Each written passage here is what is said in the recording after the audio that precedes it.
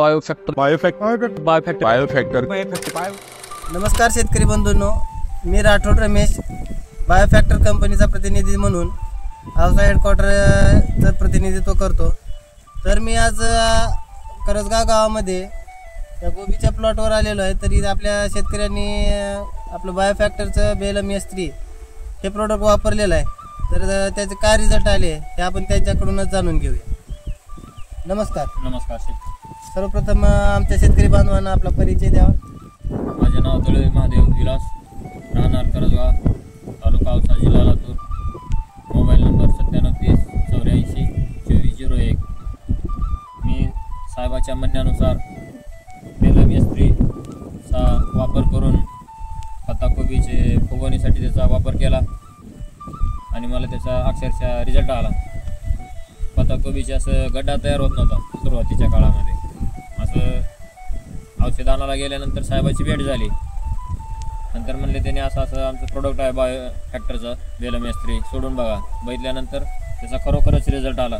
ह्याचा गड्डाही तयार झालेला आहे.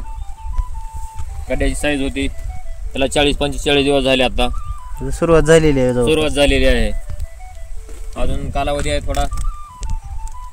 आणि याच्या अगोदर आपण टोमॅटोला पण वापरलेलं आहे. हां, अगोदर टोमॅटोला पण वापरलेलं S3 S2 आणि कॅनमॅक्स कॅनमॅक्स सेटिंगमध्ये.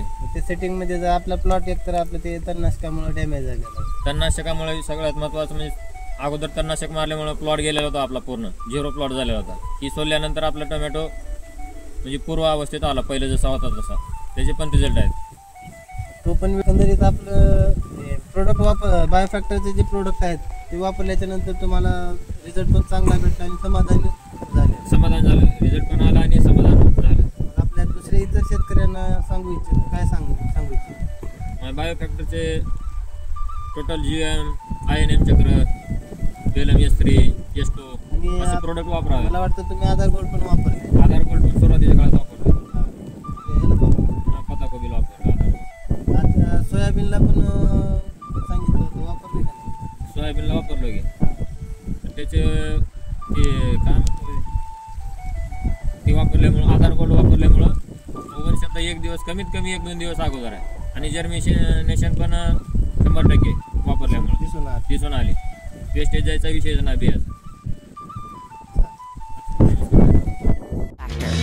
We, a family. Designed by nature, delivered by us.